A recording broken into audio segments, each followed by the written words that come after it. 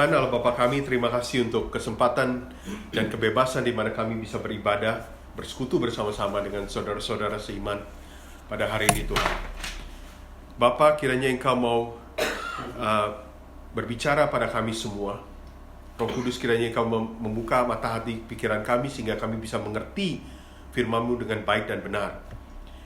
Tuhan, di tengah-tengah cuaca yang dingin ini, biarlah kiranya kehangatan kasih anugerah-Mu menyertai kami semua.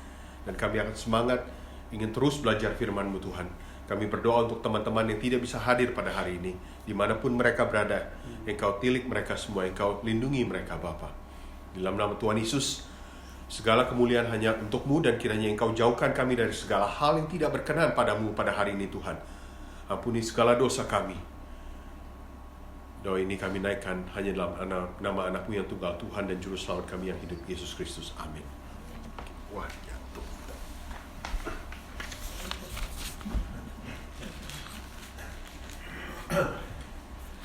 Di Alkitab saya banyak notes. Kertas di mana-mana. Oke, hari ini saya berikan topik. Topiknya sederhana, katanya itu mungkin kita sudah sering dengar, yaitu memikul salib. Ya, memikul salib. Tapi jujur pada saat saya mempersiapkan bagian ini, ayatnya memang pendek dari 34 sampai 38, tapi terus terang berat rasanya gitu. Saya terus bergumul dan memikirkan ini bagaimana ya penerapannya gitu, memikul salib ya. Sekali lagi kita sering mendengar hal ini. Kita hidup di dalam dunia yang kita tidak bisa pungkiri. Kita semua, siapapun, mungkin dari mulai anak-anak sampai orang dewasa, sampai sudah tua, hal-hal duniawi itu mengelilingi kita semua. Ada hal-hal yang kita ingin capai dalam hidup kita ini, baik itu karir, prestasi, gaji, usaha, dan segala macam. Di tengah-tengah itu semua, tapi pertanyaannya adalah, di mana sih sebenarnya sesungguhnya fokus kita sebagai, khususnya dalam kapasitas kita sebagai anak-anak Tuhan, sebagai pengikut Kristus. Apa yang menjadi panggilan kita sebagai anak-anak Tuhan di tengah-tengah hal-hal duniawi yang mengelilingi kita, yang seringkali juga mungkin merasuki kita, sampai kemudian fokus kita sedemikian rupa untuk mengejar hal-hal yang ditawarkan oleh dunia.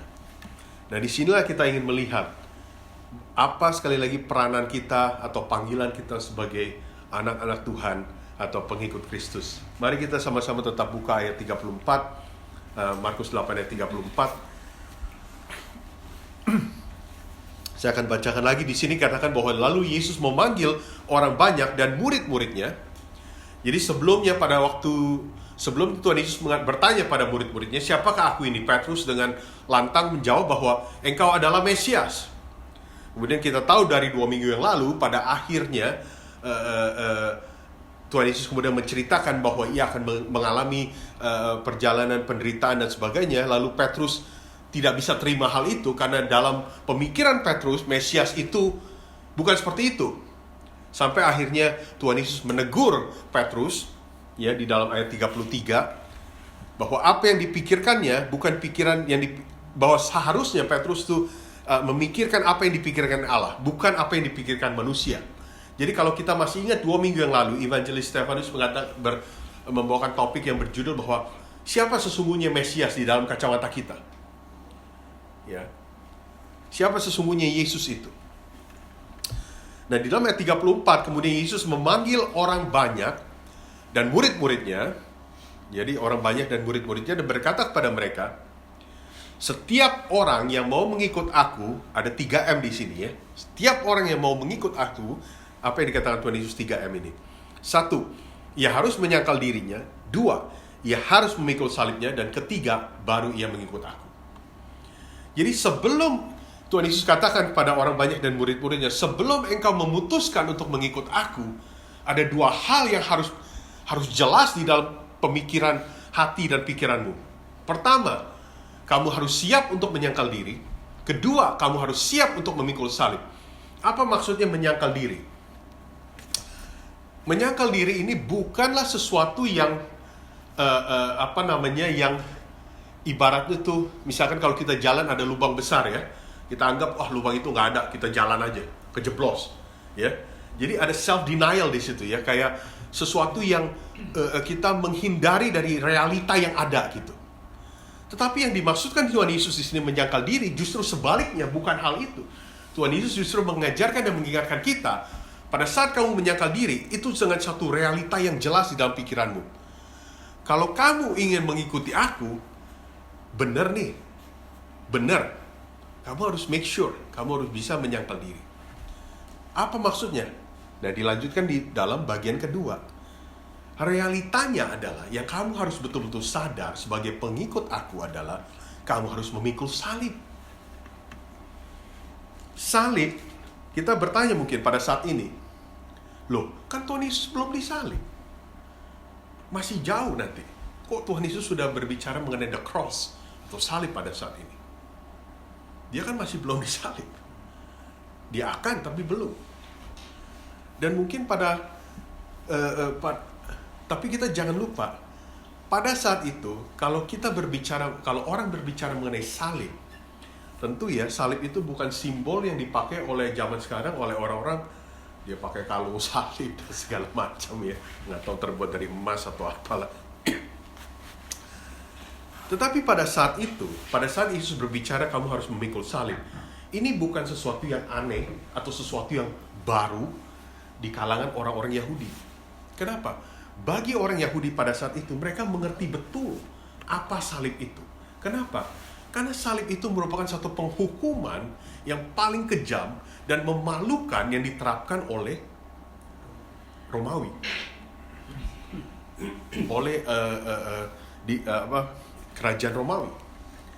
Sehingga orang-orang Yahudi pada saat itu mengerti betul konsep salib itu apa. Dan pada waktu penghukuman orang kalau disalibkan, ya, itu bukannya orang kemudian dia dibawa lalu ke satu tempat salib yang sudah dipancangkan lalu dia tinggal naik begitu, ya. Tapi pada saat orang diberi penghukuman salib, dia harus mulai memikul salib itu secara literal. Salib itu dia harus pikul dari tempat di mana dia dipenjara sampai ke tempat di mana salib itu didirikan. Maka itu kalau kita baca Yohanes di Yohanes pasal 19 kalau nggak salah, saya lupa juga, dikatakan bahwa Tuhan Yesus sendiri harus memikul salib secara literal untuk menuju ke Golgota. Ya. Jadi konsep salib itu betul-betul merupakan suatu sekali lagi konsep yang jelas di kalangan orang Yahudi, bukan sesuatu yang aneh, bukan sesuatu yang baru bagi mereka. Ya, pada saat Tuhan Yesus berbicara memikul salib, mereka langsung tahu konotasi daripada salib tersebut itu apa. Ya, sebentar, saya lagi mencoba melihat. Ya.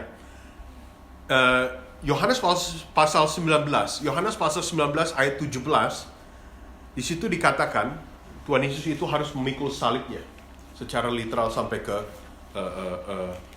Bukit Golgota atau disebut Bukit Tengkorak. Ya, Yohanes pasal 19 ayat 17. Jadi sekali lagi, meskipun penyaliban Tuhan Yesus belum terjadi, tetapi konsep salib itu menjadi sesuatu yang bukan sesuatu yang aneh atau yang baru, adalah sesuatu yang bangsa Yahudi dengan cepat mereka tahu apa yang dimaksudkan Tuhan Yesus. Bahwa salib itu adalah satu penghukuman yang kejam dan memalukan dan sangat berat. Dan biasanya salib itu ditujukan untuk orang-orang yang telah melakukan tindakan kriminal yang sangat luar biasa berat, tindakan yang sangat luar biasa jelek gitu ya. Jadi penghukuman beratnya itu adalah salib. Nah, oleh karena itu, pertama jadi Tuhan Yesus katakan, kalau kamu mengikut aku, ingat 2M yang pertama, kamu harus siap menyangkal diri, di mana kamu dengan jelas dalam hati di pikiran kamu realita untuk mengikut aku, kamu harus bisa melepaskan kepentingan pribadimu. Kamu harus rela, kamu harus siap untuk bisa melepaskan kepentingan pribadimu atau ambisi pribadimu. Itu yang dimaksudkan menyangkal diri. Ya. Jadi dengan segala hal yang ditawarkan oleh hal duniawi, kamu dikelilingi oleh hal-hal duniawi, kamu siap enggak untuk kalau suatu hari kamu diminta untuk mengenyampingkan kepentingan-kepentingan pribadimu demi aku? Siap? Sebab kalau kamu itu nggak siap, bagaimana kemudian kalau kamu bisa memikul salib? Sebab pikulan salib ini berat, bukan main-main. Menjadi orang Kristen itu bukan main-main. Orang Kristen itu seperti kita, itu seperti dilempar ke kandang singa yang setiap saat bisa diterkam. Seperti masuk ke kandang singa.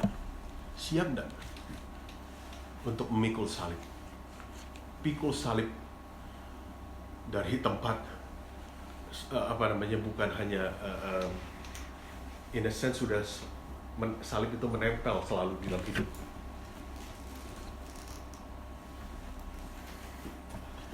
Nah, di sini saja terus terang waktu saya baca, bagi saya terus bertanya gitu, iya ya, salib apa yang saya sudah pikul selama ini sebagai orang percaya? Banyak di antara saudara kita mungkin di negara-negara lain, mungkin mereka tidak mendapatkan privilege seperti kita hari ini. Mungkin mereka pada saat beribadah mereka harus underground, mereka harus ngumpet-ngumpet. Atau mungkin banyak gereja yang dipersekusi, orang-orang Kristen dipersekusi. Tapi mungkin itu yang beratnya, in a sense. Tapi bagaimana dengan kehidupan kita sehari-hari? Misalkan, contohnya, hari Minggu ini, kita diberikan tawaran pekerjaan dengan gaji yang luar biasa, atau kita memilih untuk datang bersekutu, berdiam dalam Tuhan. Apakah kita bisa menyangkal diri kita, mengenyampingkan kepentingan itu demi aku, demi Tuhan? Atau kita justru bilang, ya udah nggak usah lah, gue kejar yang itu aja. Kapan lagi dapat gaji segitu?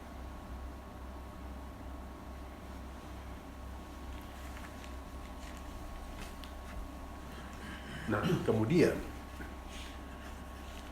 3M, menyangkal diri, memikul salib, dan mengikut aku. Sekali lagi Tuhan tanya, benar nih mau ngikut?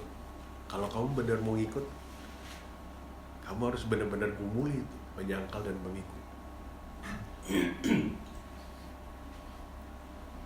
Seperti Pak Made cerita, kalau di ladang misi, mau nggak ke toilet jalan berapa ratus meter?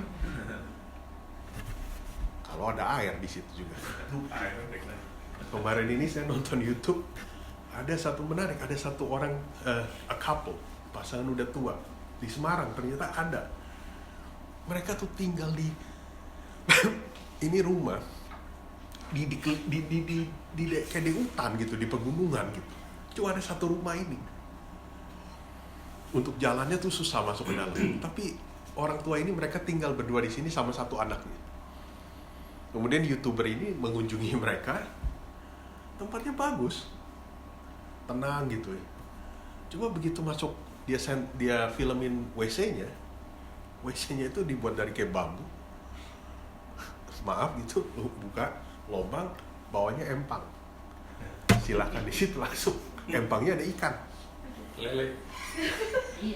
Dan ikannya ditangkap nanti untuk dimakan.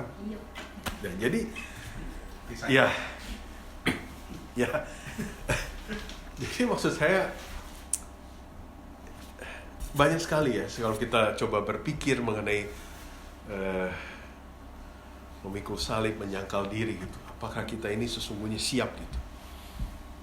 Dan kemudian ayat ke-35, mari kita lihat lagi. Karena siapa, Tuhan Yesus melanjutkan, karena siapa yang mau menyelamatkan nyawanya, ia akan kehilangan nyawanya. Tetapi barang siapa kehilangan nyawanya karena aku dan karena Injil, ia akan menyelamatkannya.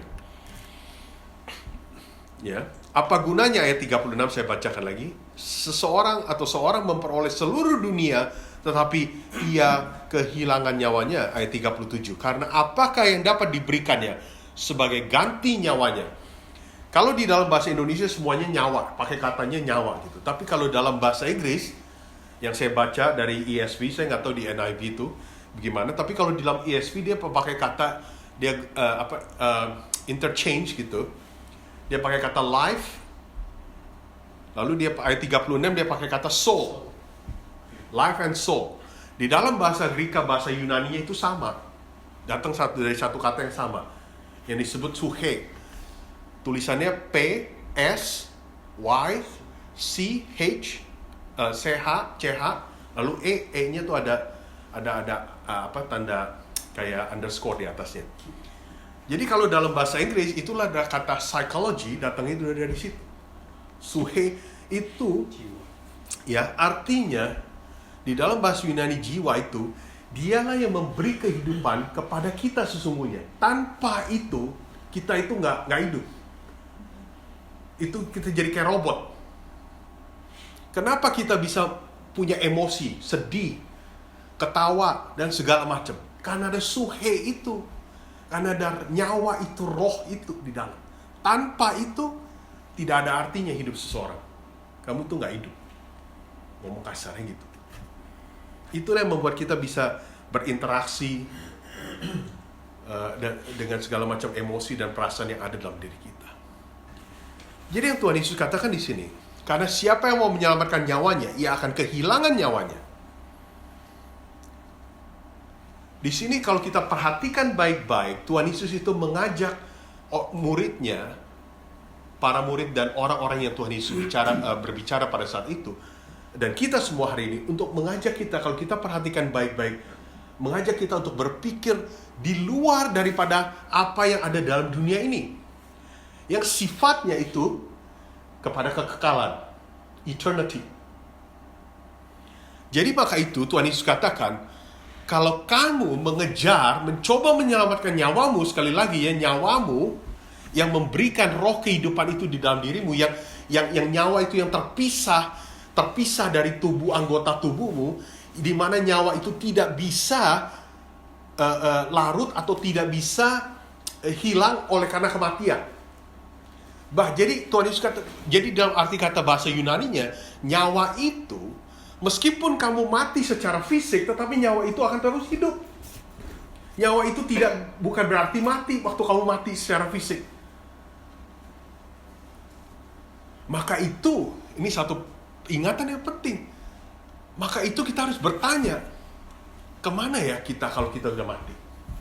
Ada gak kita bertanya begitu? Atau berpikir kita begitu? Seperti itu. Orang ada yang mengatakan bahwa kalau mati ya udah mati. Oh enggak. Manusia itu ada nyawa di dalamnya. Roh itu. Dan itu tidak akan mati waktu tubuh kamu mati. Maka itu sekali lagi pertanyaan menjadi relevan ketika kita bertanya dan berpikir, kemana ya kita kalau kita sudah mati? Karena itu kita nggak mati. Ini masih ada. Dan itu arti kata soul, life dalam bahasa Inggrisnya, atau suhe dalam bahasa Yunaninya.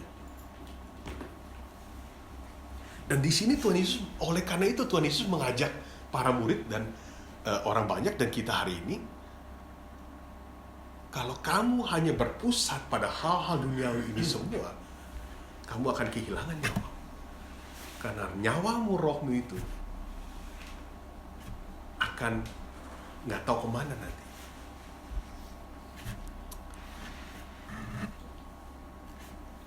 Di dalam konteks pandangan Allah, nyawamu tuh hilang.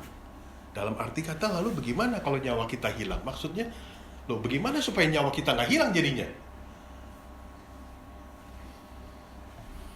Maka Tuhan Yesus berkata, tetapi barang siapa kehilangan nyawanya karena aku dan karena Injil, ia akan menyelamatkannya. Sebab kalau kita berpikir hanya sebatas hal-hal sebatas duniawi, nggak masuk akal apa yang Tuhan Yesus katakan. Ya, kenapa kita kehilangan nyawa kita? Tapi dari konsep pandangan Allah, kalau kamu tidak ada di dalam aku yang dikatakan oleh Tuhan Yesus dan Injil, kamu tidak percaya pada Injil, tentang kabar tentang Kristus Yesus, kamu akan kehilangan nyawamu untuk kekekalan. Nyawamu akan hilang dalam konteks kekekalan, itu akan berbalik ke arah yang sebelah situ. Kegelapan. Maka Tuhan Yesus katakan, kalau yang kamu kejar dalam hidup ini adalah cuma hal-hal duniawi, terus-terusan, Tuhan Yesus katakan, make no mistake, nyawamu dalam konteks kekekalan akan hilang dalam kegelapan. Tapi kalau yang kamu kejar adalah aku dan Injil, nyawamu akan diselamatkan bersama dengan Allah sendiri. Maka dari itu kita balik lagi ke ayat 34. Kita Korudi berharap kita bisa mengerti jadinya. Mengapa Tuhan Yesus mengatakan, kamu siap gak untuk menyangkal diri? Kamu siap gak untuk memikul salib? Karena itu semua adalah untuk aku dan demi Injil. Kalau kamu siap melakukan itu di dalam, sekali lagi, Tuhan Yesus mengajak kita untuk berpikir di dalam konteks pemikiran kita secara kekekalan ya. Bukan hal sebatas dunia. Maka itu semua menjadi relevan untuk ada di dalam Yesus. Kalau kita siap, kalau kita bilang kita in a sense siap untuk kehilangan nyawa kita bagi Kristus dan Injilnya, tetapi kita bilang kita tidak siap menyangkal diri dan memikul salib, itu nggak bisa begitu. Oleh karena itu Tuhan Yesus bilang, kalau kamu siap menyangkal diri dan memikul salib, maka kamu akan siap untuk kehilangan nyawamu demi aku dan Injil. Kurang lebih ngerti nggak kira-kira?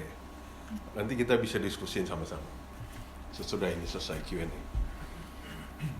Kemudian Tuhan Yesus katakan di ayat 36, apa gunanya seorang memperoleh seluruh dunia tetapi ia kehilangan nyawanya? Kamu bisa punya semuanya. Kamu mungkin bisa menjadi orang terkaya di seluruh dunia, orang terpintar di seluruh dunia. Tetapi kamu punya kamu punya nyawa itu. Untuk apa? Semuanya kamu miliki, tetapi dalam konteks kekekalan, nyawamu itu hilang. Dan terlebih lagi Tuhan Yesus katakan, karena apakah yang dapat diberikannya sebagai ganti nyawanya? Di dalam konteks kekekalan, ketika nyawamu itu hilang, apakah uangmu dengan bermiliar-miliar itu bisa beli balik? Apakah kepintaran dengan kecantikanmu itu bisa beli balik nyawamu supaya jangan masuk ke dalam kegelapan? Dalam konteks selama-lamanya kekekalan ya, bukan hanya 5 tahun, 10 tahun. Tapi ini selamanya. Apakah itu semua, segala hal yang kamu miliki dalam dunia ini bisa beli balik kamu punya nyawa? Kalau kita mau jujur, tidak bisa. Oleh karena itu Tuhan Yesus katakan, kalau memang itu tidak bisa, lalu apa artinya kamu memiliki segala hal yang ada di dalam dunia ini? Kalau toh pada akhirnya hal yang kamu punya, semua itu dalam dunia tidak bisa membayar balik nyawamu yang hilang.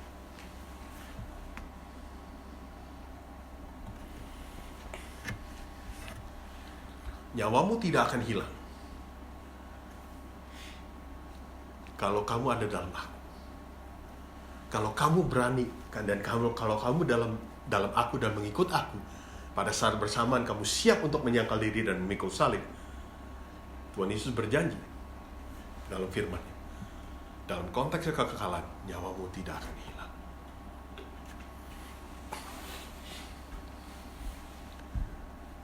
Lalu bagaimana? Apa yang dapat diberikan sebagai ganti nyawanya? Hal duniawi tidak bisa memberikan dipakai untuk sebagai ganti nyawa. Yang hanya bisa mengganti nyawa yang supaya jangan hilang itu adalah Yesus sendiri. Tuhan Yesus sendiri. Dia yang membayar supaya nyawa kita itu tidak hilang karena dosa. Dia memberikan pengharapan di dalam kekekalan tersebut. Dia memberikan jalan pada saat kita meninggal nanti, bahwa roh kita, nyawa kita itu kembali kepada Bapa bersama dengan Dia. Bukannya hilang dalam entah dalam kegelapan, karena dosa. Tapi justru berada bersama dengan Bapa dalam konteks kekekalan selama-lamanya. Itu karena Yesus sendiri yang membayar. Dan dia membayar bukan hanya untuk seminggu, 10 hari, 2 bulan. Tapi dia membayar apa yang dia bayar nanti di kayu salib. Itu untuk selama-lamanya buat kita. Supaya kita bisa memperoleh jalan tersebut. Memperoleh pengharapan tersebut. Sehingga nyawa kita, our soul, our suhe, itu tidak akan hilang. For eternity. Untuk selama-lamanya.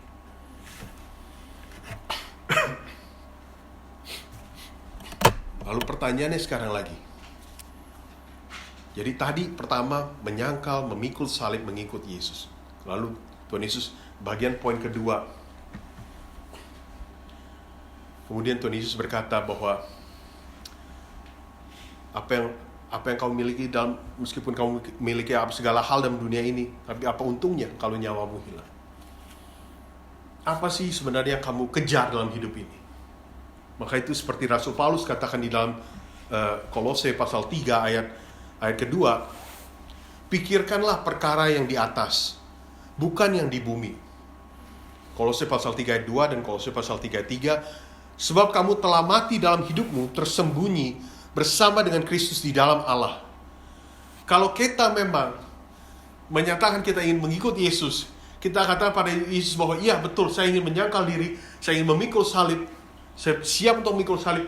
Berarti itu semua harus mempengaruhi jalan pemikiran kita, di mana pikiran-pikiran kita tidak lagi terperangkap oleh jebakan-jebakan apapun yang ditawari oleh dunia ini.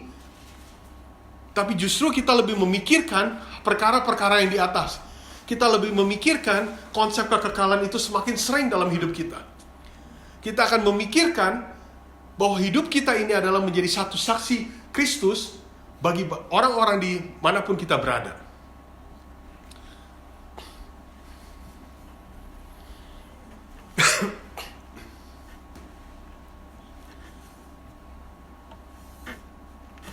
Dan lalu, sekarang pertanyaannya lalu Tuhan Yesus masih belum selesai nih, ayat terakhir 38. Poin yang ketiga, Tuhan Yesus katakan, sebab barang siapa malu karena aku dan karena perkataanku di tengah-tengah angkatan yang tidak setia dan berdosa ini, anak manusia pun akan malu karena orang itu apabila ia datang kelak dalam kemuliaan Bapanya diiringi malaikat-malaikat yang kudus. Bahasa Indonesia di sini satu catatan mengatakan memakai kata tidak setia. Tapi dalam bahasa Inggrisnya itu adulterous generation. Dalam konteks apa? Kalau kita lihat bahasa Yunani aslinya, itu menyatakan tidak setiaan atau seperti perselingkuhan gitu ya. Di mana kita menjadi ngomong secara sederhana itu menjadi penyembah-penyembah berhala. Oleh karena itu Tuhan melihat kita itu tidak setia. Penyembah berhala itu apa? Bukan hanya menyembah patung, tapi menyembah apapun yang dunia ini tawarkan padamu. Maka itu Tuhan Yesus katakan di sini, kalau kamu malu karena aku dan karena perkataanku di tengah angkatan yang tidak setia, yang berselingkuh ini dengan segala macam hal dan berdosa ini, maka anak manusia pun akan malu karena orang itu. Sekarang pertanyaannya begini ya. Berapa banyak di antara kita di tempat kita berada, bekerja atau yang mana mereka tahu bahwa kita tuh adalah orang Kristen? Berapa banyak di antara kita yang berani menyatakan diri kita secara terang-terangan di tempat dimanapun kita berada, pekerjaan kita, atau bahwa kita ini adalah orang Kristen? Bahwa kalau kita ditanya apakah kamu Kristen, kita nggak akan malu-malu. Bahwa kita nggak akan malu-malu untuk menjawab bahwa ya memang saya orang Kristen. Atau berapa banyak contoh sederhananya gini. Ini saya bersalah juga terus terang, khususnya dulu ya. Kalau lagi mau makan, misalkan ya di kantor atau dulu mungkin di sekolah atau di rumah, saya tahu nih lagi di meja makan atau mau makan nih, keliling saya bukan orang-orang Kristen, bukan orang percaya semuanya. Dan saya orang percaya, dan mereka nggak tahu. Kalau saya sebelum makan saya berdoa atau enggak nih? Saya ucapin nama Tuhan Yesus atau enggak nih ya? Malu-malu gitu. Jadi apa yang saya lakukan, berdoanya dalam hati. Sambil, ya gue lihat lu lihat gue aja, pokoknya gue berdoa aja, itu makan. Supaya gak ketahuan. Ya kan? Supaya gak ketahuan.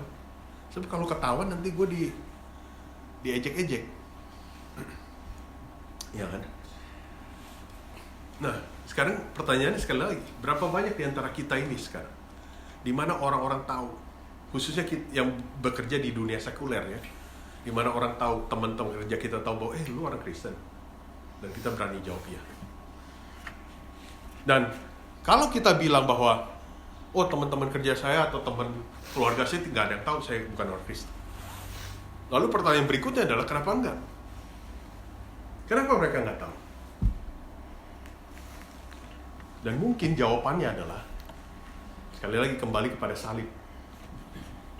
Salib itu adalah suatu tanggung jawab yang berat, yang hukuman yang sangat memalukan dan dibenci.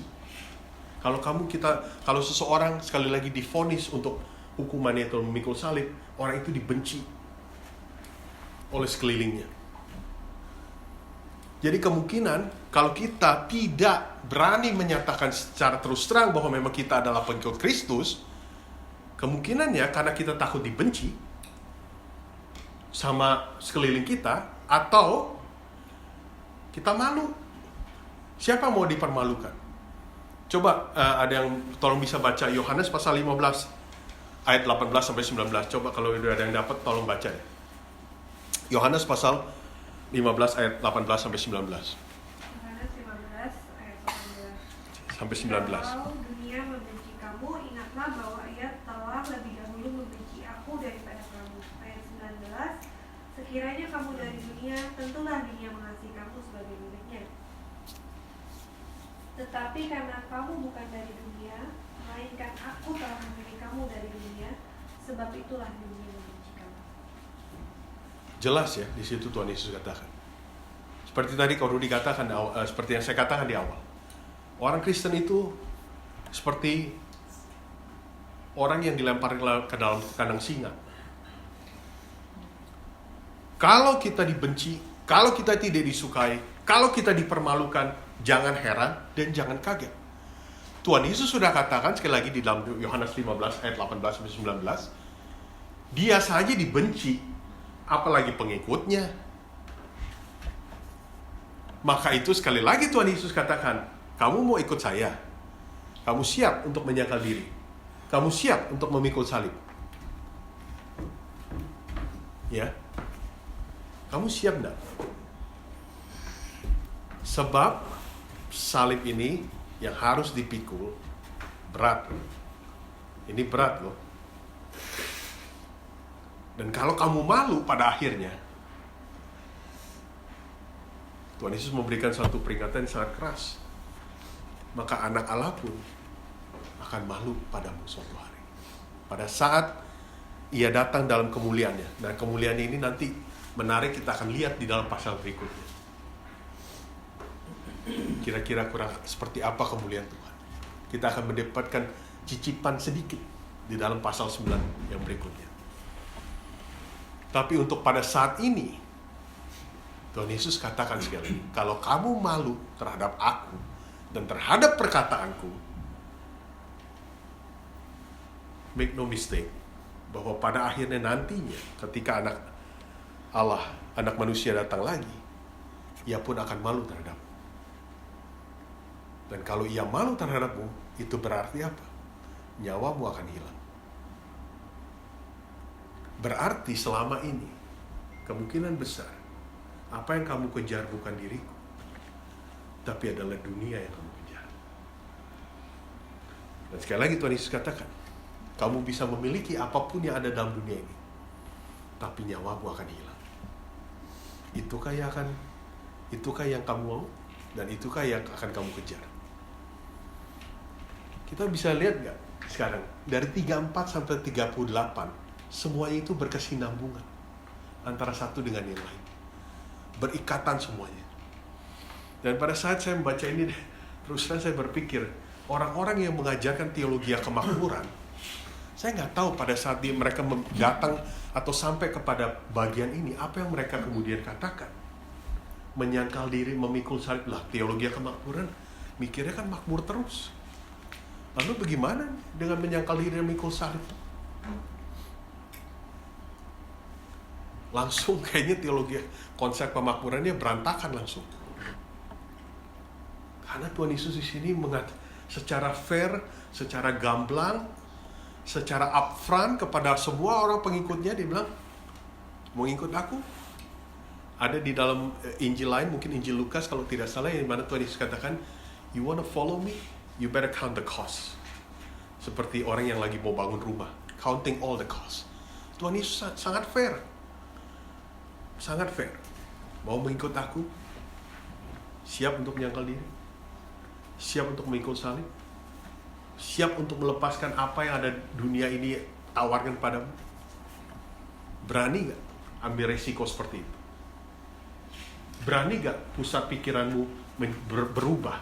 Instead of mikirin, sebagai ganti pikirkan apa yang dunia ini tawarkan terus, iklan-iklan segala macam, tapi kamu menjadi sebaliknya, kamu lebih memikirkan diriku dalam hidupmu. Saya nggak tahu ya, bagi kalian semua yang hari ini di sini dengar, cuma bagi saya pribadi, saya harus mikir. Waktu saya siapkan, saya betul mikir terus. Iya, siap gak ya Tuhan? Siap gak? Waduh, saya juga terus terang dalam hati, siap gak ya? Saya akan tutup sampai di sana. Dan saya akan tutup satu hal, saya akan bacakan apa yang dituliskan oleh Rasul Paulus di dalam Galatia pasal 2 ayat 20. Dalam kasih anugerah Tuhan, dengan segala kerendahan hati, kita nyatakan kita siap. Kenapa kita siap? Ini yang seperti Rasul Paulus katakan dalam Galatia pasal 2 ayat 20. Namun aku hidup. Rasul Paulus mengatakan ya, namun aku hidup. Tetapi bukan lagi aku sendiri yang hidup, melainkan Kristus yang hidup di dalam aku. Dan hidupku yang kuhidupi sekarang di dalam daging adalah hidup oleh iman dalam Anak Allah yang telah mengasihi aku dan menyerahkan dirinya untuk aku. Dan hidupku yang kuhidupi sekarang di dalam daging adalah hidup oleh iman dalam Anak Allah yang telah mengasihi aku dan menyerahkan dirinya untuk aku. Namun aku hidup, tetapi bukan lagi aku sendiri yang hidup, melainkan Kristus yang hidup di dalam aku. Kalaupun kita siap menyangkal diri, memikul salib, kita harus ingat baik-baik, itu bukan karena usaha kita sendiri, tetapi karena Kristus yang sekarang hidup dalamku. Dialah yang menguatkan kita untuk menghadapi itu semua. Meskipun dunia membenci kita, tapi Ia menguatkan kita. Roh Kudus menguatkan kita untuk bisa menyangkal diri dan memikul salib dan terus mengikut Yesus sampai garis akhir dengan setia.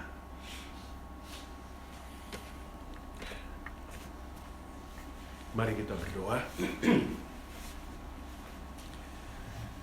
Tuhan, terima kasih untuk firman-Mu pada pagi hari ini. Firman yang berat Tuhan, terus terang. Seringkali kami tidak memikirkan mungkin. Dan kami mungkin juga tidak bisa membayangkan sejauh apa konsekuensi daripada mengikut-Mu Tuhan. Seringkali mungkin kami juga masih sering tergiur dengan hal-hal apa yang ada dalam dunia ini Tuhan.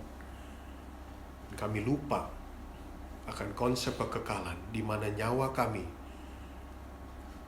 dipertaruhkan